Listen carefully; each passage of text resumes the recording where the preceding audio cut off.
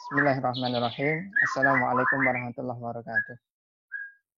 Waalaikumsalam warahmatullahi wabarakatuh. Innalhamdulillah wa syukurillah.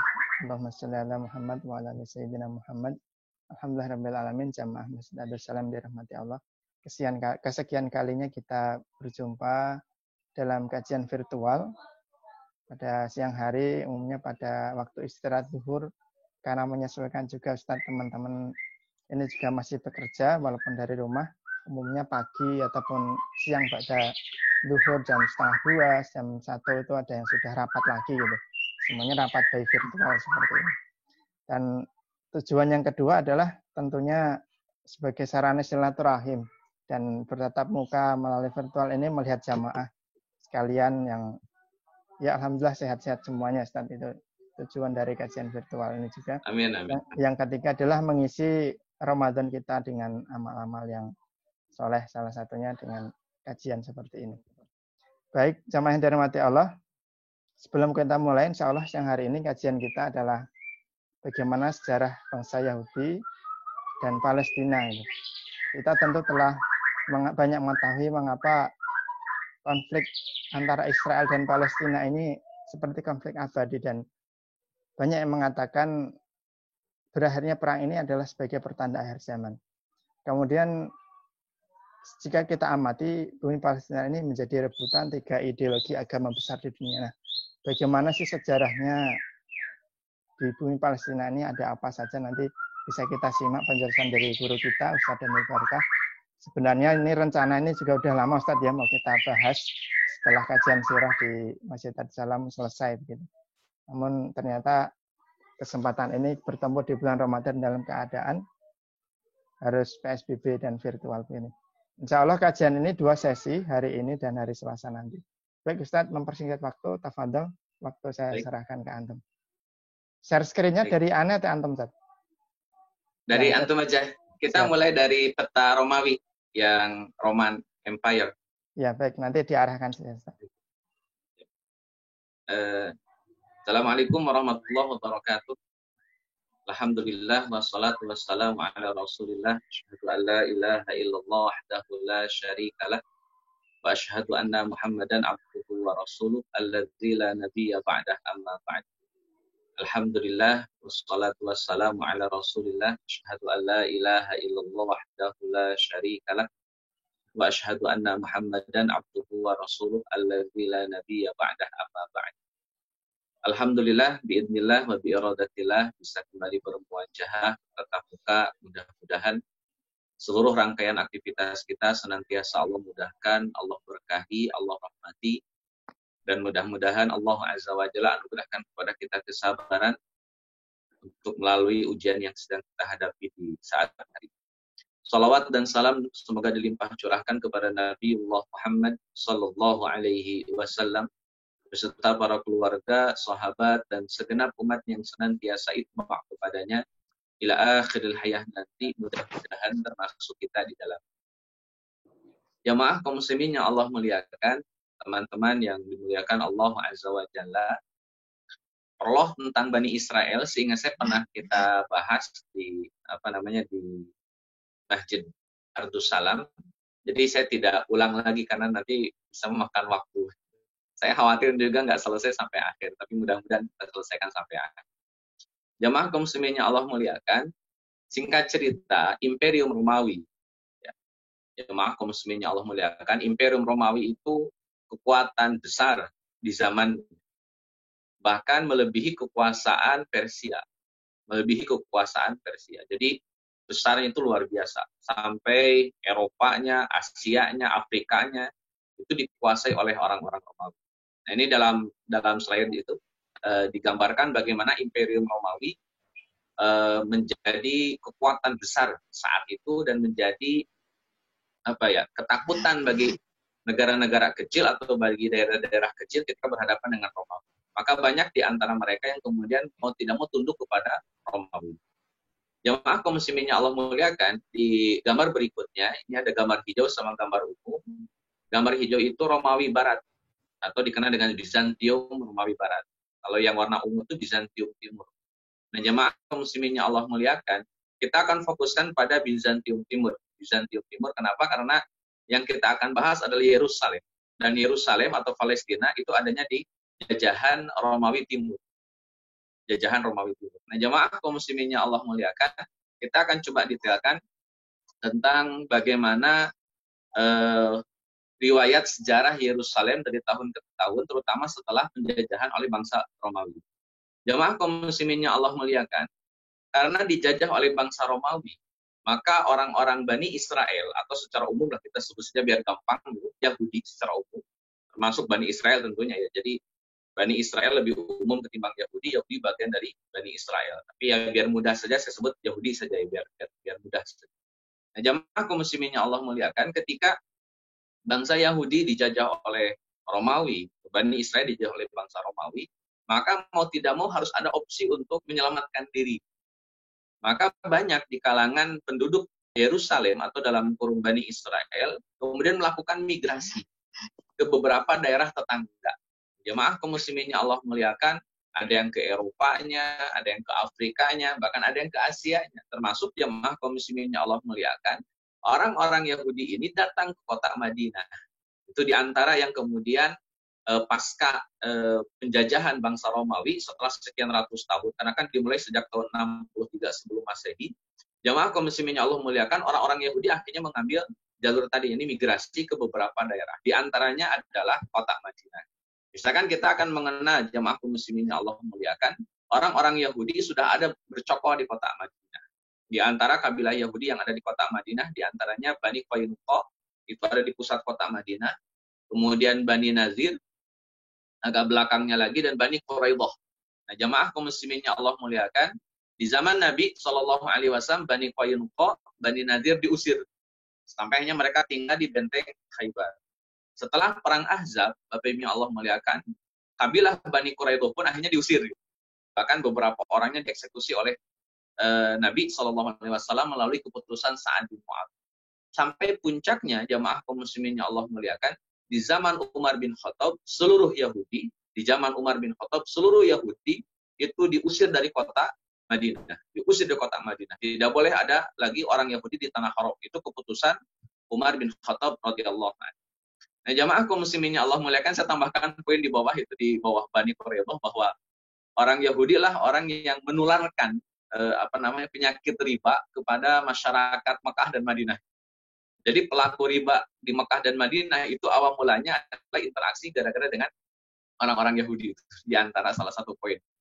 Nah, jamaah kaum muslimin yang Allah muliakan, kemudian setelah penjajahan bangsa Romawi dari tahun 63 sebelum Masehi, dan itu sekian ratus tahun, penjajahan itu terus-terusan dilakukan oleh bangsa Romawi. Sehingga jamaah kaum muslimin yang Allah muliakan, orang-orang Yahudi yang waktu itu seharusnya kan memeluk agama Islam, meyakini Islam sebagai agamanya, karena ada desakan dari Romawi, karena ada penjajahan dari bangsa Romawi, lambat laun jamaah kaum muslimin yang Allah muliakan, kekuatan Islamnya berkurang, luntur, bahkan hilang.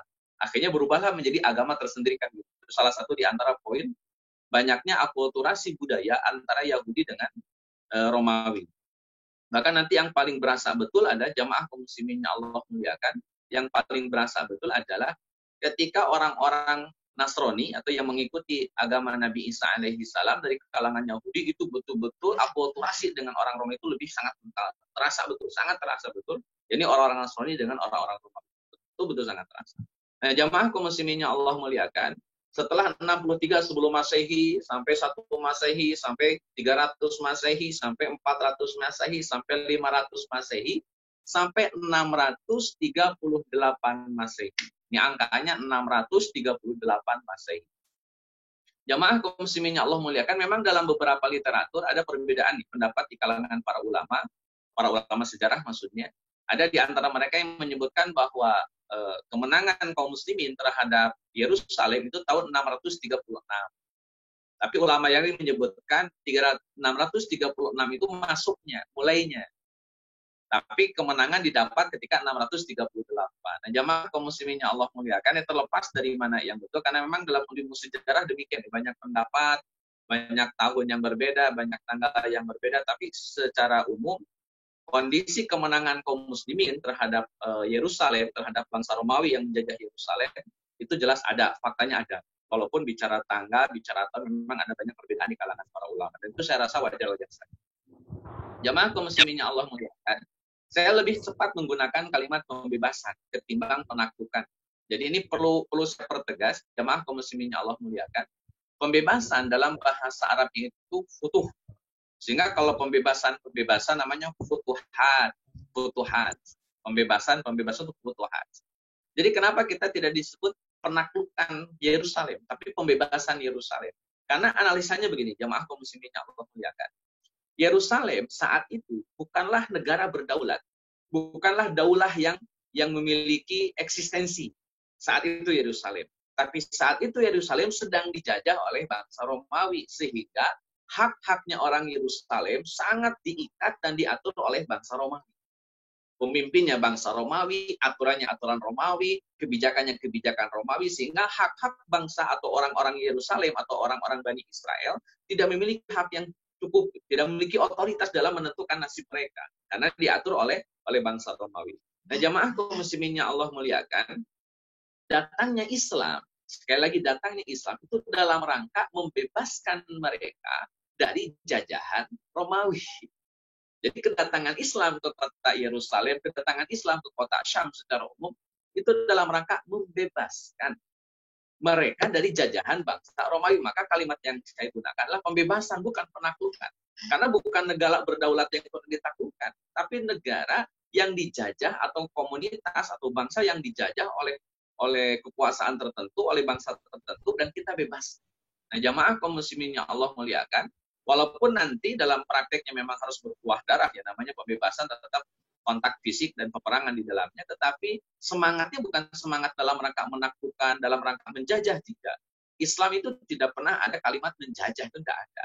Islam itu datang membebaskan yang terjajah supaya dia merdeka. Itu kaidah dalam agama Islam. Nah, jamaah kaum muslimin yang Allah muliakan, pembebasan awal mula itu dilakukan oleh zaman Abu Bakar As-Siddiq. Waktu itu juga panglimanya Khalid bin Walid radhiyallahu an. Kemudian sampai Suriah dibebaskan, kemudian Damaskus dibebaskan, Yerusalem dibebaskan. Ketika Yerusalem dibebaskan dan Damaskus dibebaskan, itu di zaman Umar bin Khattab radhiyallahu an. Jadi Abu Bakar sudah merintis, Umar bin Khattab menyelesaikan tugas-tugas yang ditangguhkan oleh Abu Bakar As-Siddiq radhiyallahu an. Jamaah kaum muslimin yang Allah muliakan, ketika Umar bin Khattab radhiyallahu an membebaskan Damaskus dan Yerusalem, yang waktu itu panglima perangnya adalah Khalid bin Walid radhiyallahu an, pahlawan yang sangat berjasa dalam perang Mu'tah, Khalid bin Walid. Ketika sudah dibebaskan, seorang uskup dari tanah Yerusalem, megang kunci kota Yerusalem, uskup agung namanya Patriark Soporius itu. Beliau punya syarat. Silahkan kota Yerusalem ini kemudian diambil alih oleh orang-orang Islam, oleh kaum muslimin, tapi dengan syarat. Dan jamaah kaum muslimin yang Allah muliakan, pembebasan kota Yerusalem tidak separah pembebasan kota-kota yang lain. Jadi lebih ke agak damai, jadi semi damai lah pembebasan Yerusalem. Kenapa? Karena tidak terlalu banyak mengorbankan banyak jiwa. Itu untuk kota Yerusalem, pembebasan. Kata uskup agungnya, silahkan ambil kunci kota suci Yerusalem, tetapi dengan syarat. Ini diantara syarat-syarat yang diajukan oleh uskup agung Patriark Soporius, kata beliau. Pertama, syaratnya adalah disepakati adanya gencatan senjata antara kedua belah pihak. Kalau kami menyerah, kata uskup, maka jangan lagi ada peperangan di antara kita. Berikan kami warga Yerusalem keamanan, kenyamanan. Jadi jangan sampai ada yang namanya penyerangan, apalagi sampai pembunuhan, apalagi sampai pembantaian. Itu syarat yang pertama. Syarat yang kedua, jamaah kaum muslimin yang Allah muliakan, Yerusalem hanya akan diserahkan kepada penguasa tertinggi daulah Islam. Hanya akan diserahkan kepada penguasa tertinggi daulah Islam, yang saat itu pemegang kekuasaan tertinggi adalah Umar bin Khattab radhiyallahu an, yang waktu itu tinggalnya di kota Madinah. Jadi tinggal di Madinah, uskup di Yerusalem, kata uskupnya silahkan ambil kunci kota Yerusalem, tapi dengan syarat yang datang ke sini, yang ngambil kuncinya ini adalah penguasa tertinggi dari pihak Muslim atau daulah Islam. Jamaah kaum muslimin yang Allah muliakan, yang ketiga syarat dari uskup agung ini, sisa pasukan Romawi. yang ada di Yerusalem, maka diizinkan pergi ke Mesir. Waktu itu Mesir belum jadi target atau belum dikuasai oleh kaum muslimin, belum dibebaskan oleh kaum muslimin. Jadi orang-orang Romawi yang ada di Yerusalem diizinkan untuk pergi ke Mesir tanpa hambatan apapun dari pihak muslim. Jangan sampai ada pihak muslim yang menghalangi Romawi, yang membunuh Romawi, itu betul-betul dibebaskan. Itu 3 syarat yang diajukan oleh Uskup Agung. Dan jamaah kaum muslimin yang Allah muliakan, ini perlu saya tegaskan poin ini. Agama kita, agama Islam, dalam kaidah Nabi SAW, jika kita berperang, suatu saat kita berperang misalkan, terus musuh mengajak damai dengan beberapa syarat dan tidak melanggar ketentuan akidah, tidak melanggar hak-hak ibadah seseorang atau hak-hak beragamanya kita, maka kata Nabi SAW, perjanjian damai harus dilakukan. Kalau memang tidak ada hal-hal yang berkaitan dengan akidah atau tidak ada hal-hal yang berkaitan dengan ibadah tertentu, sehingga tidak ada misalkan harus melaksanakan ibadah apa, harus ibadah tertentu apa, selama tidak ada masuk ke ranah itu, maka perjanjian damai harus dilakukan. Jamaah kaum muslimin yang Allah muliakan, itu pembebasan Umar bin Khattab. Jadi sejak 638 Masehi itu sudah dibebaskan oleh kaum muslimin. Nah, ini menjadi kata kunci di jamaah kaum muslimin yang Allah muliakan. Sejak tahun 638 Masehi sampai 1190 Masehi itu berada di tengah-tengah kekuasaan muslim. Bahkan jamaah kaum muslimin yang Allah muliakan, dari sejak 638 Masehi sampai 1924 Masehi itu tanah Yerusalem berada di kekuasaan muslim. Dari mulai 638 sampai 1924. Kenapa 638? 638 itu jamaah kaum muslimin yang Allah muliakan, itu ketika dibebaskan oleh Umar bin Khattab. Kenapa sampai 1924? 1924 itu adalah kehancuran Turki Utsmani, hancurnya Turki Utsmani. Nah, jamaah kaum muslimin yang Allah muliakan, jadi selama kekuasaan Islam, baik Daulah Umayyahnya, Daulah Abbasiyahnya, Turki Utsmaninya, masih ada di muka bumi saat itu, maka Yerusalem adalah tanah milik umat Islam. Tanah milik umat Islam. Bukan milik orang Yahudi, tapi milik umat Islam. Kenapa? Karena berada pada kekuasaan umat Muslim dengan daulah Islamiyahnya, baik dinasti Umayyah, dinasti Abbasiyah, ataupun Turki Utsmani. Nah, jamaah kaum muslimin yang Allah muliakan, ada 2 episode ketika orang-orang Salib mengambil alih kota Yerusalem. Nah, ini baru season 1 kita bahas di perang salibnya. Jadi jamaah kaum muslimin yang Allah muliakan, jadi kita bagi 2 sesi ini. Sesi sekarang itu Yerusalem ketika dicaplok ya bahasanya itu, dicaplok oleh orang-orang salibis ya, dalam perang salib. Yang kedua, pencaplokan Yerusalem pasca Perang Dunia I. Jadi ada 2 sesi. 1 perang salib, 2 perang dunia 1. Ya, sebetulnya kalau mau dirinci jadi banyak, cuman kita terbatas pertemuan jadi 2 kali. Jadi saya bagi saja menjadi 2 sesi saja. 1 ketika perang salib, yang kedua perang dunia I. Baik jamaah kaum muslimin Allah muliakan, ini di slide yang ditampilkan, ini kekuasaan muslim di zaman Khulafaur Rasyidin. Ada yang warna coklat kuat itu Jazirah Arab di zaman Nabi Muhammad SAW. Yang warna coklatnya agak muda itu Khulafaur Rasyidin. Zamannya Khulafaur Rasyidin. Artinya Umar bin Khattab sudah menguasai Yerusalem, sudah membebaskan Yerusalem, bahkan nanti masuk ke membebaskan Mesir, itu sudah mulai ke Afrika, ke Eropa sudah dimulai sejak zaman Khulafaur Rasyidin Al-Mahdi. Ya, kurang lebih 23 tahun sejak zaman Umar sampai Ali bin Abi Thalib radhiyallahu anhu. Muslimin Allah muliakan, dilanjut slide-nya. Pembebasan Umar bin Khattab saat itu pembebasan Yerusalem saat itu dilakukan di sebuah gereja. Gerejanya Holy, saya susah bacanya nih. Pokoknya makam Kristus lah intinya itu. Jamaah kaum muslimin Allah muliakan, bahasa Indonesia itu makam Kristus. Nah, jamaah kaum muslimin Allah muliakan, di gereja inilah serah terima kunci kota Yerusalem oleh Uskup Agung ya, kepada Umar bin Khattab. Ketika serah terima itu berbarengan pas dengan waktu sholat. Jamaah kaum muslimin Allah muliakan, kata uskupnya kepada Umar bin Khattab, kalau kamu pakai sholat, pakai saja sholat gereja ini. Jamaah kaum muslimin yang Allah muliakan, ini terlepas dari sisi fikih ya. Saya tidak bahas fikihnya, yang jelas Umar bin Khattab radhiyallahu an tidak mau sholat di gereja. Beliau memilih sholatnya di luar, jauh sekali dari tempat gereja ini, dari tempat makam Kristus ini. Jamaah kaum muslimin yang Allah muliakan, jawaban Umar bin Khattab sederhana ketika ditanya kenapa nggak mau sholat di gereja. Kata Umar, saya khawatir kalau saya sholat di gereja, nanti gereja ini berubah jadi masjid. Artinya gerejanya dihapus, dirubah jadi masjid. Jamaah kaum muslimin yang Allah muliakan, maka Umar bin Khattab pindah keluar cukup jauh. Akhirnya di luar itu beliau memilih untuk sholat, dan singkat cerita tempat sholatnya Umar bin Khattab saat itu menjadi Qubbatus Syuhra. Kita ini kan sudah saudara, di rumah terbuka kan ya, saya senang. Hanya perlu di-mute dulu. Baik jamaah kaum muslimin yang Allah muliakan, dinasti Umayyah ini baru di zaman dinasti Umayyah setelah Umar bin Khattab selesai. Tadi katanya ya, Khulafaur Rasyidin, ini dinasti Umayyah. Di sini juga masih masuk Yerusalem sebagai kekuasaan Muslim. Jadi di sana tuh masih masuk kekuasaan Muslim. Yang hijau memanjang itu Jazirah Arab.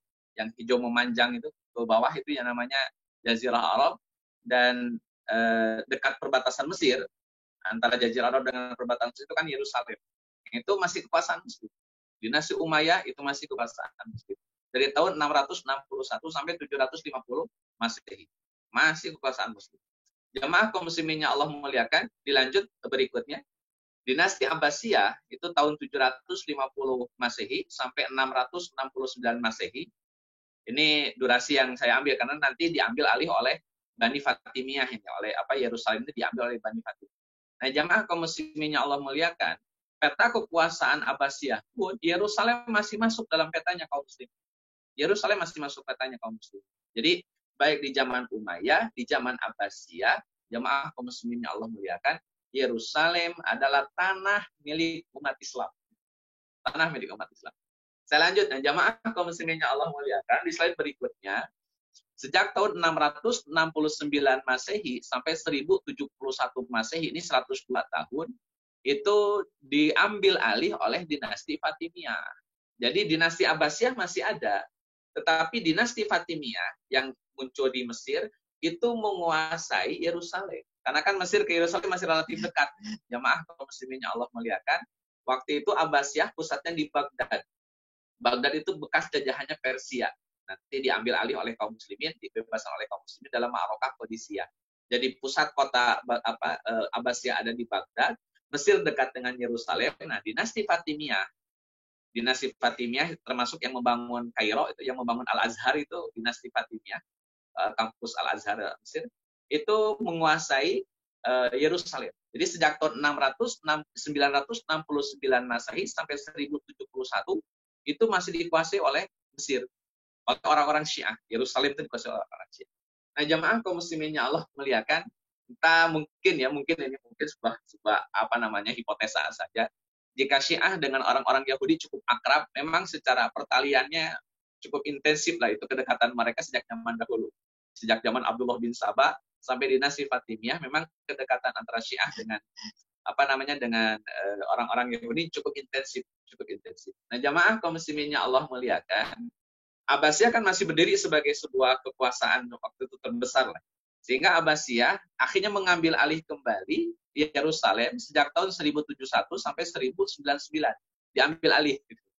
Nah, jamaah kaum muslimin yang Allah muliakan, pasca diambil alih oleh dinasti Abbasiyah inilah, tepatnya 1099 Masehi sampai 1190 Masehi atau 91 tahun, itu dikuasai oleh tentara Salibis. Dikuasai oleh tentara Nasrani Kristen.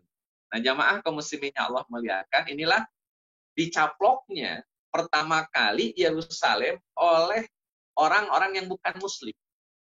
Katakanlah begini, jamaah kaum muslimin yang Allah muliakan, waktu diambil oleh dinasti Syiah Fatimiyah, kan mereka juga masih bersyahadat kan. Jadi anggaplah itu masih diambil oleh muslim ya, walaupun dia Syiah kemudian.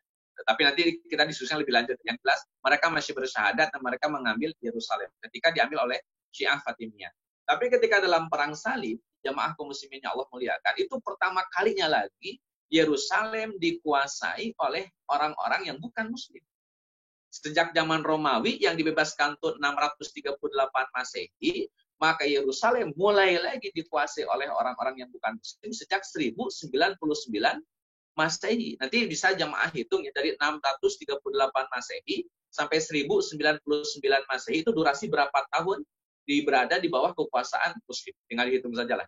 Nah, jamaah kaum muslimin yang Allah muliakan, walaupun ini tidak lama, kenapa kok tidak lama? Dikuasai oleh orang-orang Kristennya, oleh orang-orang salibisnya, ya karena nanti dalam perang salib kan kita kadang menang, kadang kalah, kadang menang lagi, kadang kalah lagi, itu kan terus berlaku fluktuatif seperti itu. Nah, jamaah kaum muslimin yang Allah muliakan, ini kedepannya setelah ini kita akan bahas kronologis perang salib sehingga bisa mencaplok kota Yerusalem. Kronologis, tapi ini bicara kronologis, jadi tidak sampai detail membahas perang salibnya. Hanya sekilas, karena ya kalau didetailkan, ini jamaah kaum muslimin Allah muliakan nih. Ini buku bagus ya, Atlas Perang Salib. Jadi kalau tidak selesai di sini bisa teman-teman beli, silakan dibaca di rumah masing-masing. Mungkin suatu saat kita diskusikan bareng-bareng lah ya. Jadi bacanya baca bareng, jadi bukan saya yang baca disampaikan, tapi jamaah juga bisa baca bareng sama-sama biar kita bisa diskusi bareng. Ini ditulis oleh Sami bin Abdullah Al-Maghlud. Beliau dari Arab Saudi. Masuk di Kementerian Penerangan kalau tidak salah. Beliau menulis buku tentang Atlas Perang Salib. Nanti bisa kita bahas. Jamaah kaum muslimin yang Allah muliakan, nah kita masuk di awal mula perang salib. Ini sekali lagi hanya prolog di awalnya saja. Itu pun tidak semua motif saya sampaikan. Jamaah kaum muslimin yang Allah muliakan, awal mulanya adalah sebuah perang. Jadi perang ini kemudian menjadi cikal bakal perang salib. Judul bukunya Atlas Perang Salib. Judulnya Atlas Perang Salib. Jamaah kaum muslimin yang Allah muliakan. Jadi perang yang pertama kali terjadi itu namanya perang Malazgirt. Bacanya begitu, tulisannya begitu, cara bacanya saya nggak tahu persis lah. Yang paham bahasa Inggris atau bahasa ini lebih tepat. Gitu. Jadi perangnya perang Malazgirt. Nah, jamaah kaum muslimin yang Allah muliakan, ini awal mulanya adalah pertempuran antara dinasti Seljuk itu masih di bawah kekuasaannya Abbasiyah. Jadi ada dinasti besar Abbasiyah, ada dinasti kecil. Dinasti kecil ini kemudian tunduk patuh terhadap dinasti Abbasiyah. Nah, di antaranya adalah dinasti Seljuk atau Mamluk Seljuk. Nah, jamaah kaum muslimin Allah muliakan, ini orang-orang Turki rata-rata, Seljuk ini rata-rata orang Turki. Jamaah kaum muslimin Allah muliakan, tahun 463 ini awalnya, awal bulan. Atau 1071 Masehi, 463 Hijriah atau 1071 Masehi, itu terjadi perang antara Seljuk dengan orang Romawi. Saat itu Romawi dipimpin oleh Kaisar Armanus. Kemudian dari dinasti Seljuk namanya Ali Arselan. Ini namanya pamit dengan sepak bola ya. Nah, jamaah kaum muslimin Allah muliakan, berikutnya awal mula perang salib, jadi Armanus membawa 35.000 panglima. Ini jumlah cukup besar ya. Ditambah lagi pasukan dari dinasti atau kelompok Frank namanya, itu 35.000 prajurit juga. Kemudian pasukan dari Konstantinopel, itu 15.000. Jadi 35.000 tambah 35.000 tambah 15.000 insya Allah. Belum lagi pekerja ada 1.000 orang. Para hamba sahaya itu tukang-tukangnya 1.000 orang.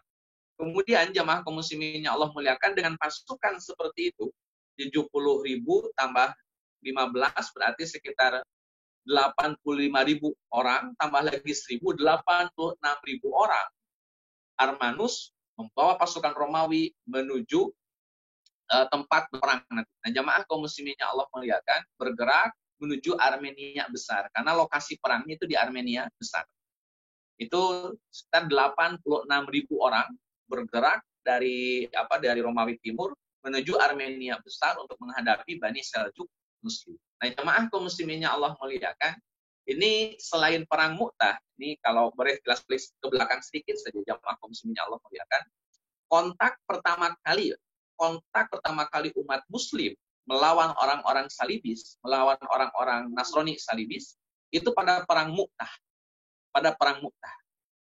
Jamaah kaum muslimin yang Allah muliakan, maka nanti ketika zaman Umar bin Khattab, kenapa kok memilih Khalid bin Walid? Karena Khalid bin Walid orang yang paling berjasa dalam perang Mu'tah. Paham betul tentang karakternya orang-orang salibis. Maka diberikanlah jabatan panglima perang untuk menaklukkan atau untuk membebaskan kota Syam kepada Khalid bin Walid. Karena memang punya emosional dan punya sejarah ya antara Khalid bin Walid dengan orang-orang Nasrani.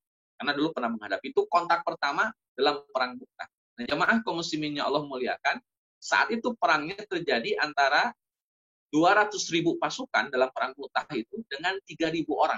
3.000 orang Muslim dengan 200.000 orang Romawi. Nah, jamaah kaum muslimin yang Allah muliakan, peristiwa perang ini, perang Malazgirt ini, menjadi peristiwa kedua yang dahsyat setelah perang Mu'tah. Bentrokannya itu menjadi perang dahsyat antara Muslim dengan Salibis. Jadi dari kalangan Salibis membawa 86.000, mereka beranjak menuju Armenia besar, dan kaum musliminnya, jamaah kaum musliminnya Allah muliakan, nanti hanya 20.000 saja. Yang dibawa oleh Ali Arsalan itu hanya 20.000 prajurit saja.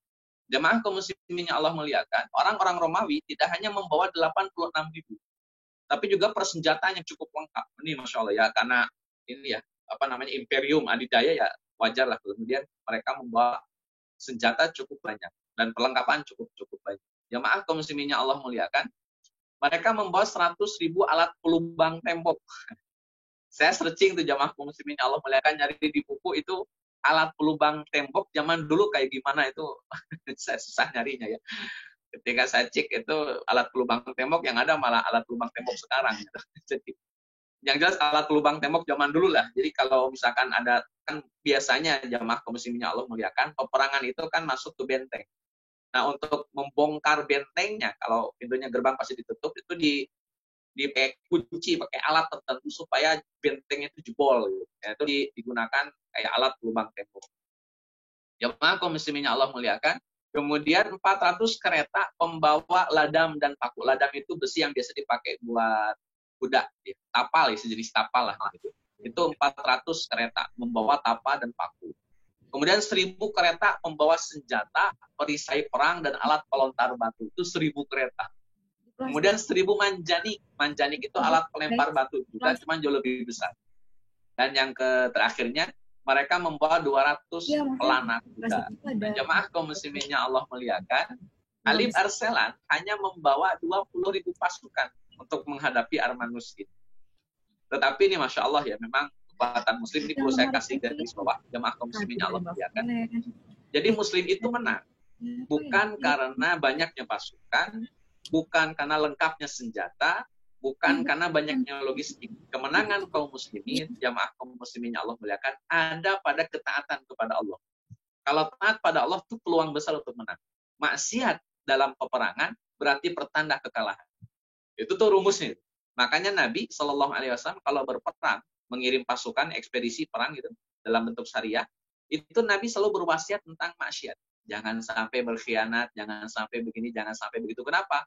Karena ketaatan mendatangkan kemenangan, maksiat mengundang kekalahan. Itu kaidah. Bagi kaum muslimin itu kaidah.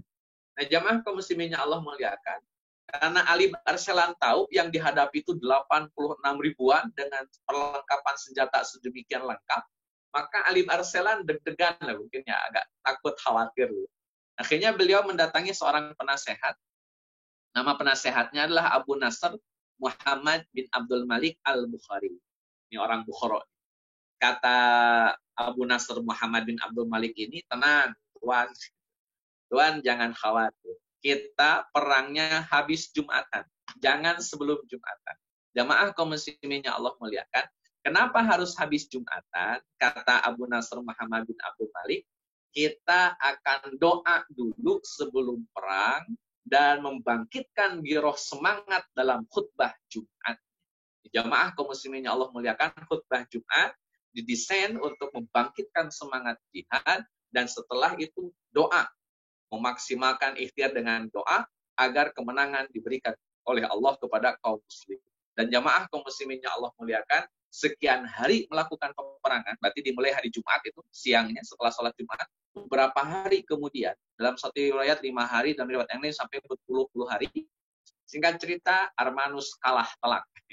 Armanusnya kalah telak. Dan tidak dibunuh, tapi ditangkap, dibawa ke kemahnya Ali Arselan. Jamaah kaum muslimin yang Allah muliakan, di slide berikutnya itu ada gambaran peta. Saya foto di buku ini ya, di buku Atlas Nabi, Atlas Perang Salib ini. Yang gambar merah itu rutenya orang-orang Romawi. Yang gambar hijau itu rute Muslim Bani Seljuk. Nanti ketemunya di Armenia besar. Itu titik yang menjadi tempat peperangannya orang Salibis dengan orang Islam. Jamaah kaum muslimin Allah muliakan, gambar di sampingnya ada satu orang berbaju putih, satu orang berbaju merah. Ini ilustrasi yang dibuat oleh orang Salibis. Jadi ilustrasi ini dibuat oleh orang Salibis. Kesannya bahwa Islam menghina tawanan perang. Padahal demi Allah, bisa ditegaskan demi Allah, jamaah kaum muslimin Allah muliakan, tawanan perang dalam agama Islam itu dirawat dengan baik. Silakan cek dalam perang Badar, silakan cek dalam perang Uhud. Kecuali kalau orang itu memang hak untuk dihukum mati, maka Nabi akan menghukum dia mati. Seperti dalam perang Khaybar. Tetapi ketika tidak ada ketentuan harus menghukum mati, maka mereka akan diperlakukan dengan sangat baik. Jadi ini sebetulnya penghinaan terhadap Alib Arselan. Seolah-olah Alib Arselan itu orang yang jahat, orang yang ganas, itu padahal tidak. Ini ilustrasi yang dibuat oleh orang Salibis. Ya. Versi kita nggak begini. Sekalipun Armanus ini tertangkap, tetap diperlakukan sebagaimana seorang raja, tetap diperlakukan sebagai seorang bangsawan, tidak dihinakan. Ini perlu saya garis bawahi, tidak dihinakan. Itu oleh Ali Arselan. Jamaah kaum muslimin yang Allah muliakan, tapi tetap ada dialog ya antara Ali Arselan dengan Armanus. Jamaah kaum muslimin yang Allah muliakan, kata Ali Arselan, jika saya yang kalah, apa yang akan kau lakukan? Itu kalau dialog.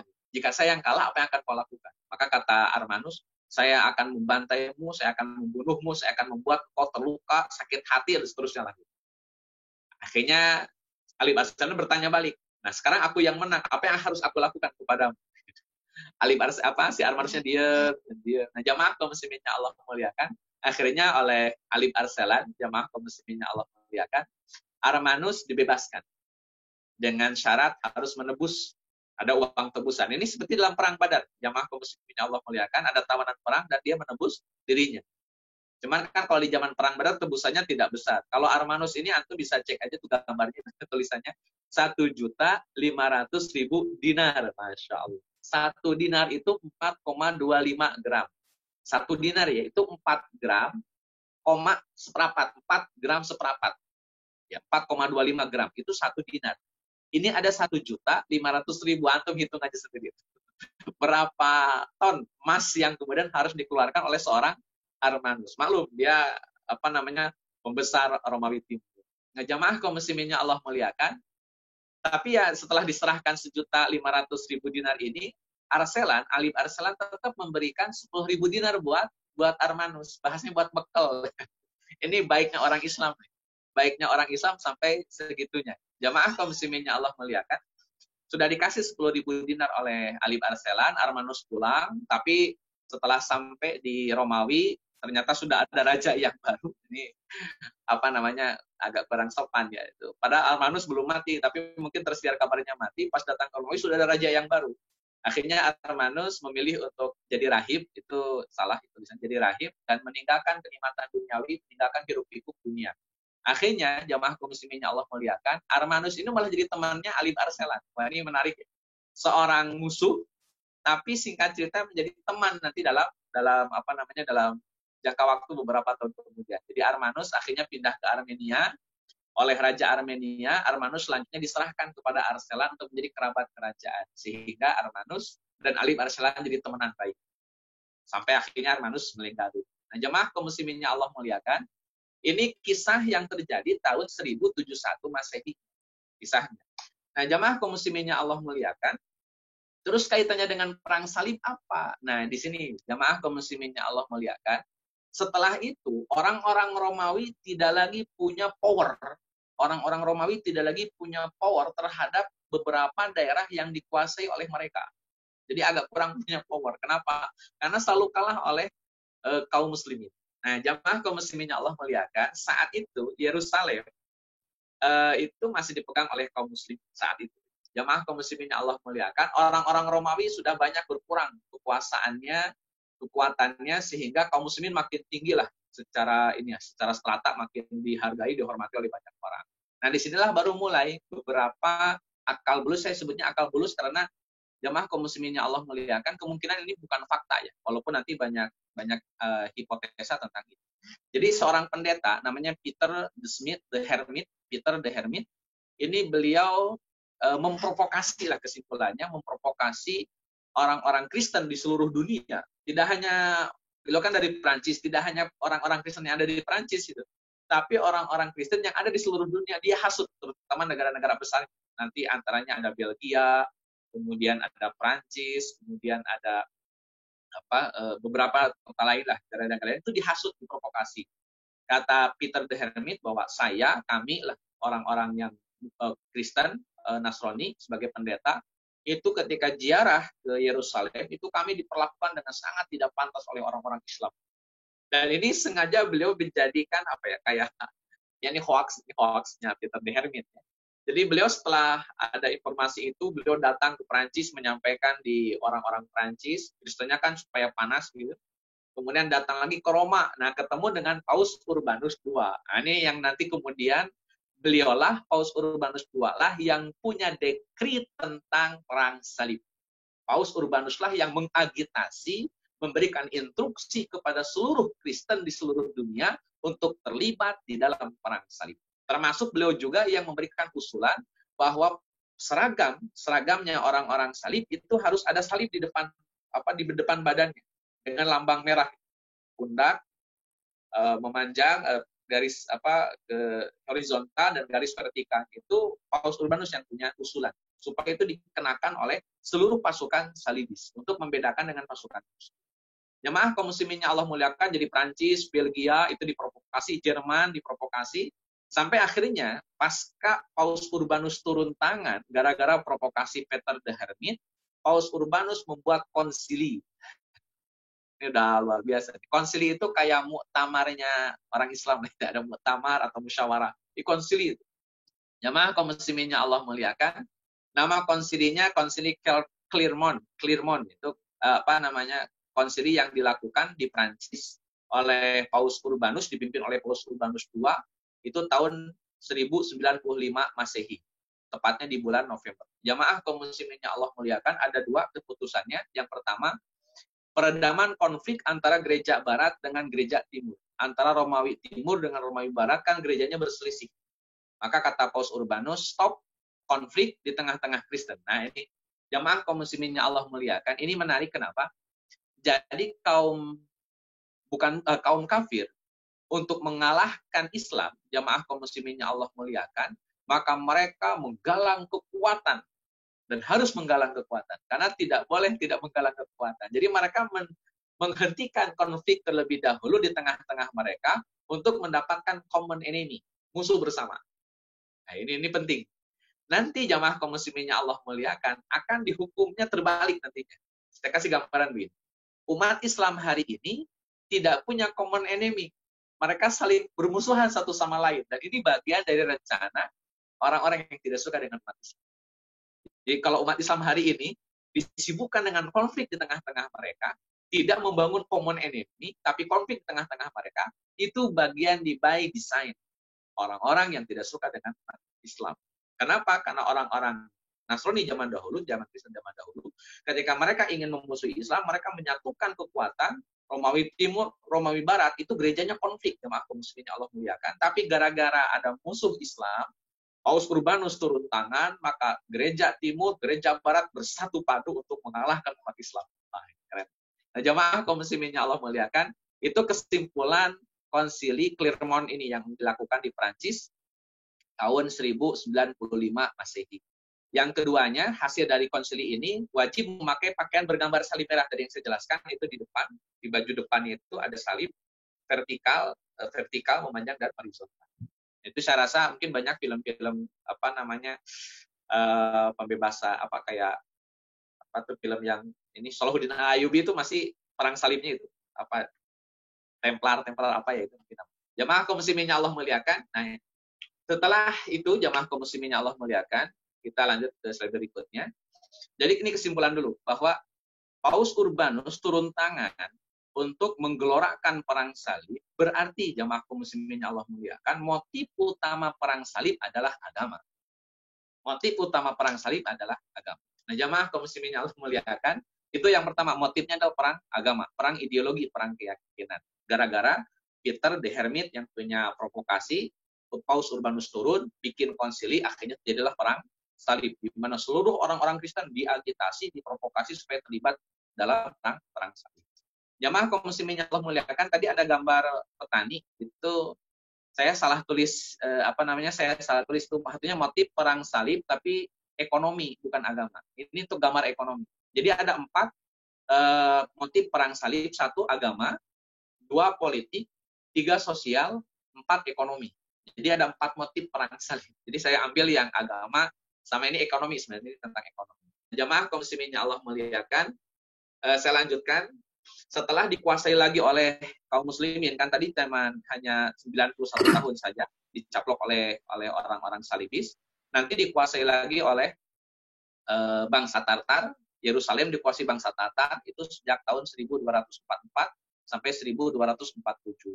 Kemudian dikuasai lagi Yerusalem oleh Kesultanan Mamluk, nanti kembali lagi ke tangan Muslim. Sekali lagi kembali lagi ke tangan Muslim. Kemudian nanti diambil oleh Turki Utsmani di 1517 sampai 1917, 400 tahun di bawah kekuasaan Turki Utsmani. Nah, jamaah kaum muslimin yang Allah muliakan, baru sejak tahun 1918 sampai 1948 Masehi itu Yerusalem, Palestina berada di bawah kekuasaan Britania Raya. Nah, jamaah kaum muslimin yang Allah muliakan, inilah pasca Perang Dunia I.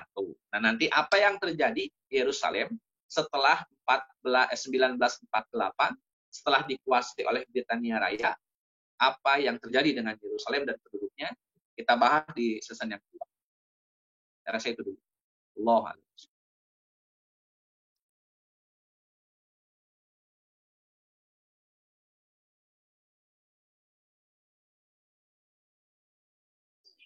Baik, Ustaz Daniel, alhamdulillah rabbil alamin. Jazakallahu khair atas penjelasannya dari Ustadz tadi. Sebagai pembuka ya, jadi bagaimana sejarah kepemilikan tanah Palestina itu pernah dikuasai oleh bangsa mana dan negara mana. Dan kita juga sudah mengetahui penjelasan tadi bagaimana perang salib itu meletus di bumi Palestina begitu. Dan motif-motifnya. Ustadz, ini ada 2 pertanyaan dari jamaah. Yang pertama adalah di slide awal tadi, yaitu bagaimana menandai bahwa orang itu Yahudi sehingga Umar bin Khattab mampu mengusir orang Yahudi di Mekah? Langsung dijawabin. Iya, langsung aja. Singkat ya, Pak. Tapi ini Allah muliakan.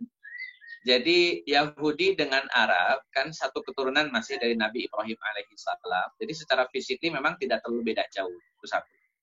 Yang kedua, wanita-wanita Yahudi dengan wanita-wanita Muslimah dari sisi penampilan berbeda.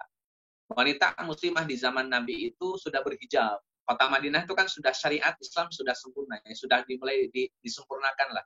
Sehingga wanitanya sudah berhijab, menutup aurat. Dan itu jauh berbeda dengan masyarakat Yahudinya. Ada beberapa kasus di antara mereka yang menampakkan auratnya.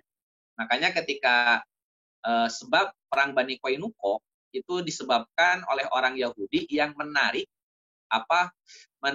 pakaian seorang muslimah. Sehingga ketika si muslimah ini berdiri, pakaiannya ditarik oleh seorang Yahudi, maka tampaklah auratnya. Itu karena memang orang-orang Yahudi biasa melihat aurat.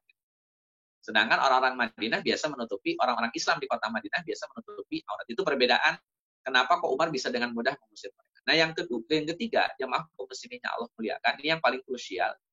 Orang-orang Yahudi di kota Madinah itu kayak bikin koloni. Mungkin kalau kita kan per kecamatan, ya kecamatan Pasar Rebo, kecamatan Cipayung, kecamatan Makassar. Kalau zaman dulu, jamaah kaum muslimin yang Allah muliakan, satu koloni Bani Qainuqa semuanya. Satu koloni Bani Nadir semuanya. Dan masing-masing kelompok ini pakai benteng. Jadi kayak benteng Qainuqa, benteng Nadir, benteng Quraidah. Jadi ketika diusir oleh Umar bin Khattab itu sangat mudah. Karena masih sangat mungkin teridentifikasi. Artinya orang Yahudi Bani Qainuqa pasti berada di sekitar Qainuqa. Sehingga mereka mudah untuk diusir atau kemudian untuk diperangi. Karena memang masing-masing punya kabilah. Mungkin kapan nanti saya punya peta itu bagaimana gambaran kabilah Bani Qainuqa, Bani Nadir dan juga Bani Mustalik itu ada. Tapi ketika di pembahasan ini Pak, pembahasan perang-perang, kalau di sini nggak ada, di slide ini nggak ada. Jadi saya coba nanti carikan lah, saya kirim ke Pak Teguh. Jadi ada gambaran koloni Bani Quraidah, koloninya Bani Nadir, koloninya Bani Qainuqa, dan itu mudah sekali diidentifikasi sehingga mereka diusir di zaman Umar bin Khattab radhiyallahu anhu sampai mereka keluar dari kota Madinah. Terserah mau kemana saja, yang penting bukan kota Madinah. Maka beberapa lari ke Yaman, beberapa lari ke Syam, beberapa lari ke daerah-daerah Mesir, ke daerah sekitaran Mesopotamia sana, menyebar. Itu sejak zaman Umar bin Khattab radhiyallahu anhu. Akhirnya berkumpul di Yerusalem sebagian besar. Baik, syukran Ustaz. Pertanyaannya kedua nih. Sebelum Yerusalem dibebaskan, apakah agama penduduk Yerusalem itu? Baik, jamaah kaum muslimin yang Allah muliakan, ini sebetulnya poin yang pertama, slide yang pertama ya itu. Ya. Harusnya bisa mundur ke belakang Pak Teguh. Awal-awal yang tadi saya tidak jelaskan, yang sebelum peta. Di jamaah kaum muslimin yang Allah muliakan, nah, Bani Israel itu tinggal di Yerusalem. Itu sejak awal ya, mereka memang aslinya orang Yerusalem. Kemudian pindah ke Mesir di zaman Nabi Yusuf, pindah lagi ke Yerusalem di zaman Nabi Musa alaihi salam. Nah, ketika Nabi Musa dan Bani Israel sudah ada di Yerusalem kembali, itu agama awalnya agama Islam. Agama Islam awalnya. Nanti silakan dibuka di surat Al-Baqarah ayat 83. Itu agamanya Bani Israel.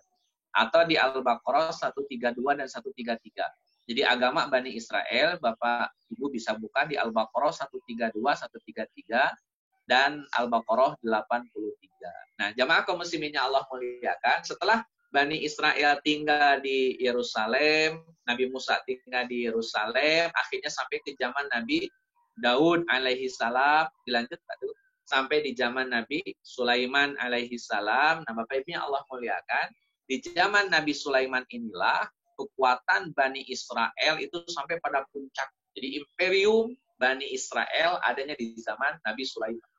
Jadi kalau tadi imperium Romawi, imperium Persia itu jauh lebih sebelum Romawi dan sebelum Persia jadi imperium. Bani Israel jadi imperium di zaman Nabi Sulaiman. Gimana nggak jadi imperium? Bapak Ibu Allah memuliakan, Nabi Sulaiman itu tidak hanya menguasai manusia, jin dikuasai, hewan dikuasai, angin ditundukkan, jadi memang luar biasa lah posisi Nabi Sulaiman alaihissalam.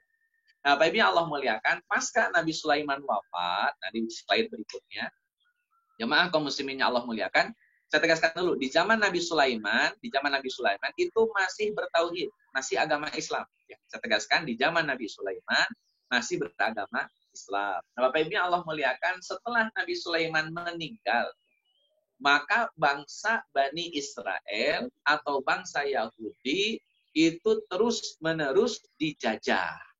Setelah wafatnya Nabi Sulaiman, orang-orang Yahudi, Bani Israel terus-terusan dijajah. Rumusnya, Bapak Ibu Allah muliakan, penjajahan itu diantaranya adalah selain glory, selain golden, juga gospel. Gitu. Mengajarkan ajaran atau keyakinan si penjajah. Bani Israel itu Muslim, Yahudi itu Muslim. Datang bangsa Asyur tahun 721 sebelum Masehi. Bangsa Asyur ini penyembah berhala, maka memaksakan apa yang diyakini oleh penjajah kepada rakyat yang dijajah. Tahun 586 Masehi, sebelum Masehi, mohon maaf SM, 586 sebelum Masehi, orang-orang Yerusalem, orang-orang Bani Israel dijajah lagi oleh bangsa Babilonia. Bangsa Babilonia penyembah berhala, sehingga memaksakan Bani Israel untuk menyembah berhala. Sehingga agama Islam mereka mulai berkurang. Kemudian tahun 538 sebelum Masehi dijajah lagi oleh Cyrus, dia dari Persia. Kemudian 320 sebelum Masehi dijajah lagi oleh Alexander the Great. Sampai 63 sebelum Masehi dijajah lagi oleh bangsa Romawi. Jadi sejak wafatnya Nabi Sulaiman, maka Bani Israel dijajah terus-menerus di setiap zamannya, sehingga dampak dari penjajahan tersebut adalah hilangnya ajaran Islam Bani Israel. Hilangnya ajaran Islam orang-orang Yahudi, sehingga Yahudi yang tadinya hanya nama sebuah suku, sehingga menjadi sebuah agama setelah Yahudi mengalami banyak penjajahan. Itu Islam berubah dijajah. Jadi ketika dibebaskan oleh Umar bin Khattab, saat itu Yahudi sudah jadi agama. Yahudi sudah jadi agama sejak zaman pembebasan Umar bin Khattab radhiyallahu anhu. Itu sudah jadi agama, sehingga ya semuanya kafir, dihukuminya kafir. Tapi kalau masih di zaman Nabi Sulaiman ke belakang, itu mereka masih muslim. Allah a'lam. Termasuk agama Nabi Isa pun kan agamanya agama Islam. Jadi turunnya Nabi Isa ke tengah-tengah orang Yahudi itu dalam rangka mengislamkan kembali. Tapi ya tingkat keberhasilannya kan minim, tidak seperti Nabi Muhammad, sampai Nabi Isa pun diburu-buru untuk dibunuh. Itu dalam rangka mengislamkan kembali. Itu tugas Nabi Isa alaihi salam. Allah a'lam. Baik Ustaz, syukran, penjelasannya sangat terang sekali ya. Jadi jika kita melihat slide ini di masa Romawi 63 sebelum masa itulah turunnya Nabi Isa Ustaz ya. Ustaz ini ada pertanyaan Ustaz. Baik. Terakhir Pak Teguh ya. Iya. Jadi yang Ustaz, saya rangkum aja lah. Jadi apakah benar Yahudi itu sebenarnya merupakan salah satu nama anak Nabi Yakub, ataukah nama anak Nabi Yakub yaitu Israel? Nah ini mungkin perlu dijelaskan. Kemudian yang kedua ini biar seret rangkum sekalian, yaitu di masa perang salib itu peran dari bangsa Yahudi ini apa? Apakah ini hanya perperangan murni antara orang-orang Nasrani dan orang-orang Muslim seperti itu? Ya. Baik, Bapak Ibu Allah muliakan, yang pertama Israel nggak pakai bani ya, Israel saja itu nama Nabi Yakub. Nama lain dari Nabi Yakub. Jadi Nabi Yakub itu punya gelar Israel. Anak-anaknya Nabi Yakub berarti kan Bani Yakub. Sama kayak anak-anak Adam, Bani Adam. Anak-anak Hashim, Bani Hashim. Anak-anak Muthalib, Bani Muthalib. Anak-anak Israel jadinya Bani Israel. Jadi Bani Israel itu anak-anaknya Nabi Yakub. Nggak pakai Bani Israel doang, itu ada nama lain dari Nabi Yakub alaihissalam. Anak Nabi Yakub ada 12. Saya sebutkan satu-satu. Pertama Ruben, 2 Zebulon, 4 Simon,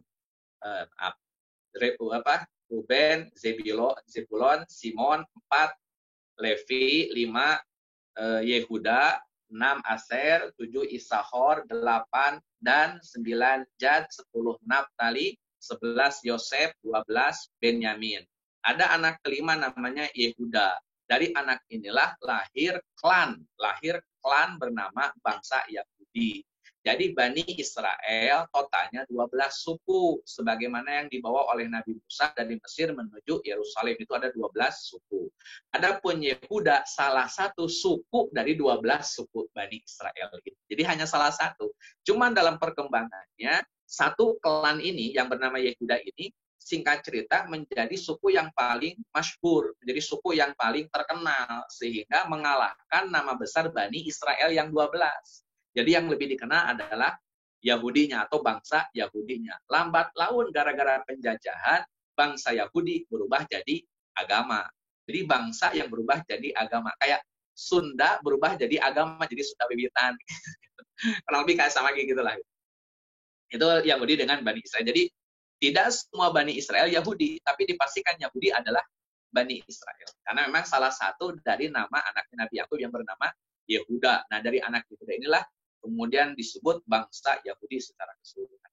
Itu yang pertama. Yang kedua, Bapak Ibu Allah muliakan, bagaimana posisi orang-orang Yahudi ketika kaum muslimin dalam perang salib. Jemaah kaum musliminnya Allah muliakan, bagi Yahudi yang beragama Nasrani, ya akan membela orang Romawi. Kan Yahudi itu bangsa ya, tadi dia bilang bangsa, yang kemudian ada yang memilih dengan agama Yahudinya, ada yang memilih dengan agama Nasraninya, tapi juga tidak sedikit orang yang beragama Islamnya. Jadi Yahudi yang Islam juga ada. Yahudi yang Kristen ada, Yahudi yang Yahudi itu ada. Nah, masing-masing yang menentukan sikap nantinya. Yahudi yang Islam tentunya membela kaum muslimin. Yahudi yang Kristen tentunya membela orang-orang Romawi karena kedekatan agama dengan orang-orang Romawi. Makanya ini jadi perang salib karena memang muatan agamanya jauh lebih kental. Yahudi yang Muslim pasti jadi Muslim, berada di pasukan Muslim. Nah, Yahudi yang Kristen pasti akan menjadi pasukan salibis. Itu kurang lebih gambarannya. Jadi setelah umum rakyat Yahudi ya sebatas rakyat saja. Tapi ada beberapa di antara mereka yang terlibat dalam pasukan Muslim atau terlibat dalam pasukan salibis. Allah Ta'ala. Saya rasa itu Pak Teguh, mohon maaf. Iya, Ustaz. Ini sudah jam 13.39, Ustaz. Sebenarnya jam setengah 2 ada agenda lain, Ustaz. Jadi, coba saya simpulkan, Ustaz, untuk kajian ini. Jadi, motif tiga agama ini adalah, bisa dibilang bangsa Yahudi ini, karena ini adalah wilayah leluhurnya dia, ya. Ada ikatan batin yang kuat. Kemudian, kalau bangsa agama Nasrani itu ada ikatan tadi, makam Kristus, ya. Kemudian untuk Muslimin adalah adanya Masjidil Aqsa begitu. Nah, bagaimana kelanjutan untuk bahasan selanjutnya sampai periode sekarang itu nanti kita akan bahas pada hari Selasa nanti. Insya Allah semoga Allah berikan umur panjang bagi kita semua. Baik, Ustaz dan Barakah, jazakallah khair kami ucapkan atas pemberian materinya dan kepada jamaah yang hadir pada siang hari ini, jamaah Masjid Abdul Salam PMKG, kami ucapkan jazakumullah khair atas partisipasinya. Kami mengharap untuk jamaah sekalian bisa ikut hadir di pekan depan hari Selasa. Kemudian hari Rabu juga ada kajian lagi bersama Ustadz Agung Waspodo mengambil ibrah tentang Fathul Mekah, dan yang terakhir hari Kamis insya Allah sebagai pamungkas penutup yaitu kajian tentang parenting yang akan diberikan oleh Ayah Irfan Rinaldi tentang bagaimana menjadi orang tua di masa pandemi. Mari silahkan untuk ikut bergabung di kajian Masjid Abdul Salam. Baik, saya rasa cukup agar tidak mengganggu jadwal Ustadz. Ada kalimat penutup Ustadz untuk selanjutnya. Baik, jamaah kaum muslimin yang Allah muliakan, sebagai closing statement bahwa perjalanan Islam di pentas sejarah dunia ini tidak dalam rangka menjajah, tidak dalam rangka menakutkan, tidak dalam rangka mentolimi. Tapi pentas sejarah umat Islam adalah dalam rangka memberikan perdamaian dan kebebasan. Cuman sayangnya, niat baik ini terkadang diterima tidak baik oleh orang yang dibebaskan atau oleh bangsa yang dibebaskan. Terkadang demikian. Makanya nantinya sudah diselamatkan, tapi malah menjadi gunting dalam lipatan. Akhirnya ya, begitulah saya rasa gambaran orang-orang Yahudi dari zaman ke zaman. Allahu a'lam. Baik, jazakallah khair Ustaz atas simpulannya. Baik, jamaah sekalian, ke sini menutup perjumpaan kita. Sampai jumpa di pekan depan. Semoga senantiasa diberikan kesehatan dan kekuatan untuk memakmurkan di 10 hari bulan Ramadan ini. Baik, afwan minkum, wassalamualaikum warahmatullahi wabarakatuh. Wassalamualaikum warahmatullahi wabarakatuh. Waalaikumsalam.